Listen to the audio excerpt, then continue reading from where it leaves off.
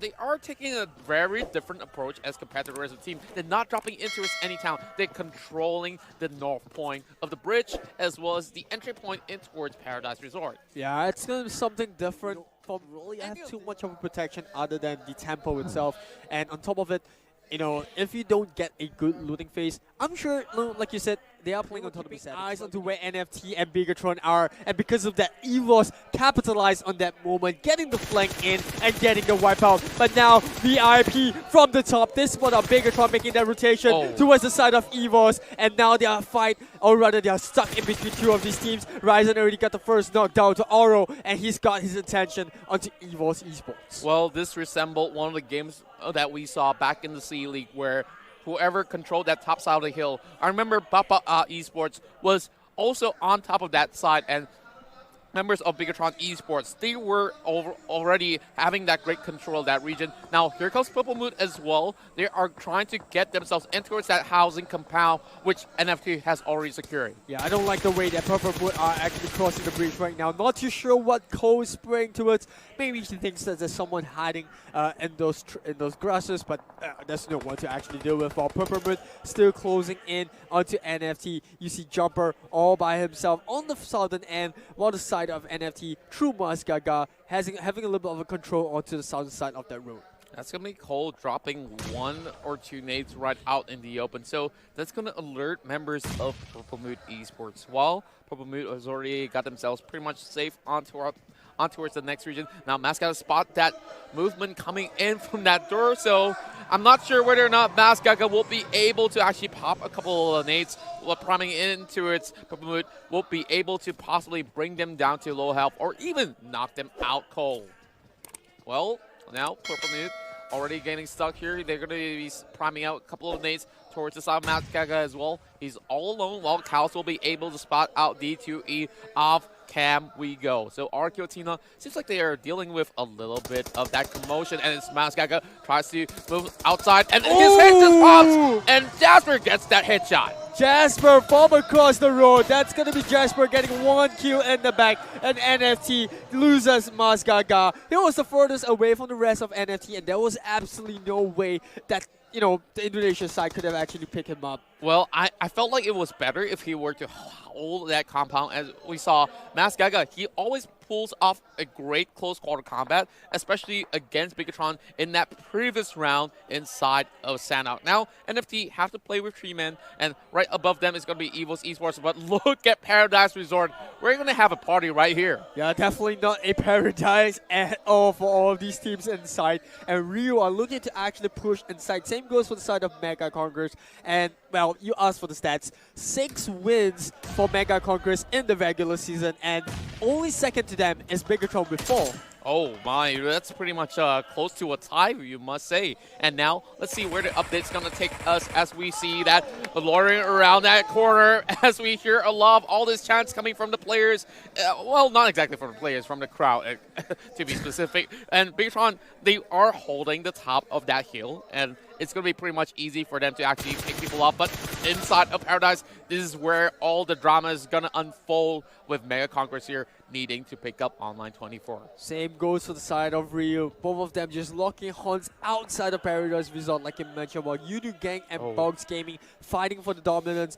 Bulky from FFQ still alone and all by himself on the outside of the outskirts. Well, Purple Moon's going to be trading back against NFT. That's from the different region, of course. But, of course, for members of FFQ, they are just cutting by. Bone's going to be dropped out with Pawns, giving them a little bit of a hard time here as they manage to go in to revive Rot Fight for the second time coming. Now, you guys cutting across and towards the eastern side of Paradise Resort, while the northern side of Paradise is going to be occupied by Box Gaming. Yep, and we're going to see Bigatron as well as VIP control that hue that you talked about. You mentioned Papa Esports. The last time around I saw that happen, Papa Esports got shredded to pieces because they were getting fired upon by every single angle. But now Mega Congress grabs FFQ. Dolly just goes out in the open area, and Rodfi with the spray as well. Dolly doesn't know where Rodfi is, and because of that they get the kill. FFQ goes out in 5th place. You talk about Mega Conquerors having some of the highest win ratios inside of Sanhok, and they prove to be that sort of dominant squad to know where the enemies are at, even though they were creeping in slowly. But here comes RK, getting right out by Liquid. Liquid goes in for the rush, and it will be one more member left. And Rod, captain of RK, trying to struggle it out, and they're just hugging by the tin wall, and they're not really getting that sort of angles advantage. But the rest of RK, they're still at the back. They need to actually push in, and Liquid, he's trying his luck, trying to actually go for the hop shot, trying to get that hit shot, but instead, here comes Hin as well. Zico is trying to rotate around, and can he pull it off? No, he will not. He will fall down to the ground. Where is the rest of NFT when you need them? They are so far away, and Papoy suddenly is all by himself. RK count their lucky stars because they were all by. I mean, it was a 3-1 situation. I thought they would have an easier time than that. Yeah, I felt NFT would have definitely secured that compound, but they got rushed in from multiple directions, and Hazel getting killed up as well. The members of Orange CG not giving them a good time. The Tunjuk right into the middle of nowhere is going to distract Hazel, and Snowlink's members, they drop out once again. D2E pushing towards the side of Orange CG, but they're going to go out into the thin as RQ with Tina picks up one more kill through Senior. While the side of Bugs Gaming, they're going up against Yudu Gang right here. That's going to be sprayed out, coming up for Loki. That's going to be iShot going down. And where is King? There he is, coming in for the side. He finds Lewis. Can he find Loki? Yes, he can. Zali from the back.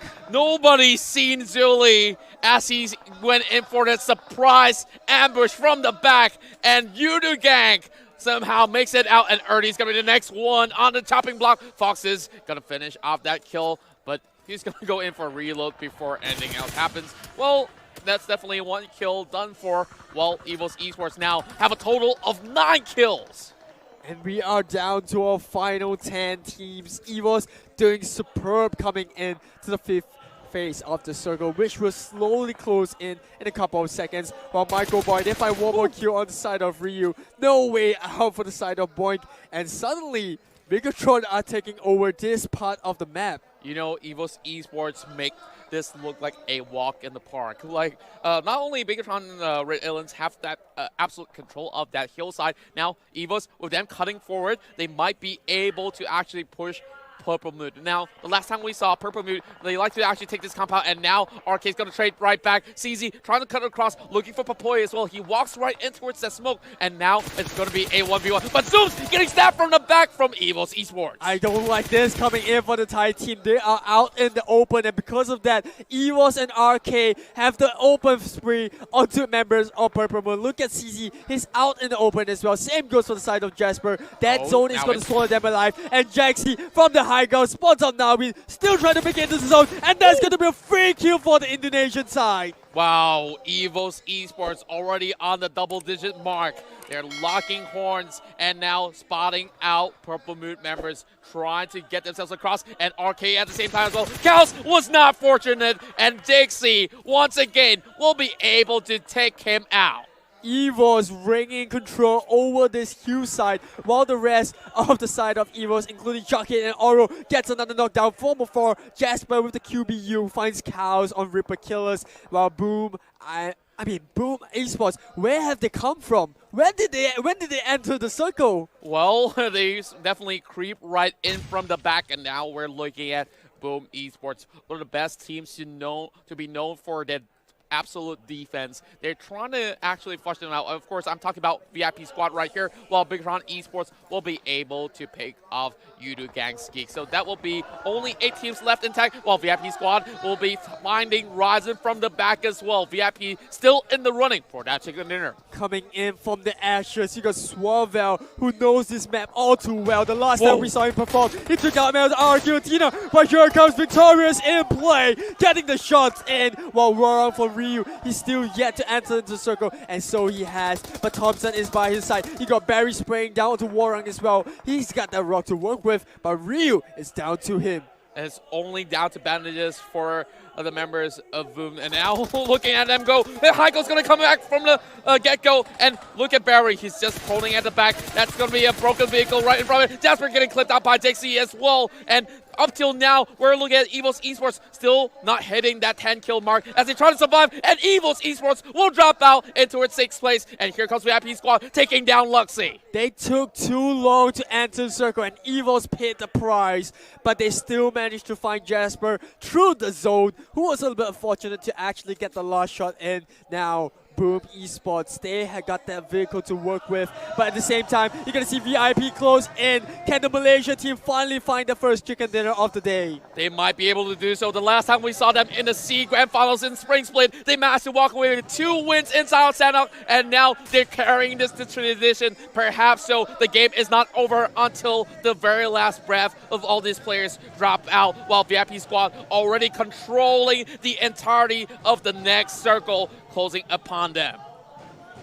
Boom Esports playing this one really passively. You got Warang, who has yet to enter the zone for the 2nd time in a row, taking so many shots. Look at that. CZ, he knows where Jumper is, but he's the only remember. But Warang from the other side, Yakuza with the sharp eyes, and we are down to our final 3 teams. Now VIP Squad have the numbers advantage. Jumper might be able to take down CZ. He knows that somebody's right outside, and Boom Esports possibly will engage in this battle. That's going to be Swaville being revived by Barry before they go in for the final hurrah, and that's going to be the circle falling upon the top of the members of VIP Squad. They got the entire sector pretty much clear, and Purple Mood, they're starting to heal themselves off. He is trying his luck. He knows he cannot withstand the forces of VIP Squad. There's only going to be 3 members left for Boom Esports. Same goes for the side of VIP. They want to play a little bit safe. They have the upper hand, but here we go. CZ comes in with a spray, but Yakuza 180 degrees turn.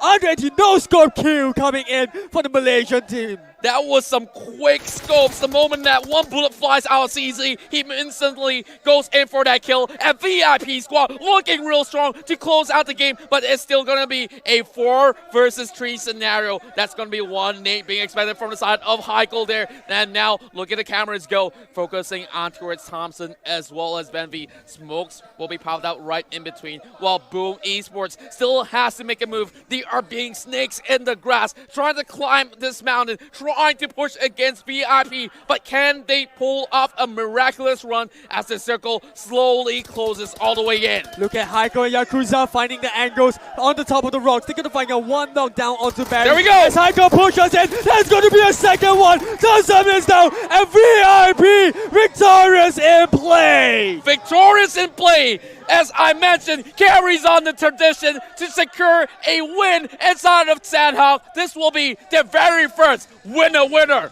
chicken dinner.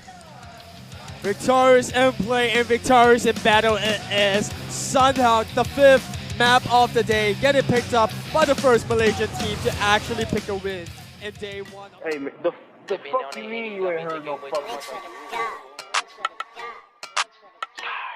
Yeah. I put some bands in it, that's investments. Why your bitch think she needs some breath mints? Hop boy drinking, need refreshments. Just my ring.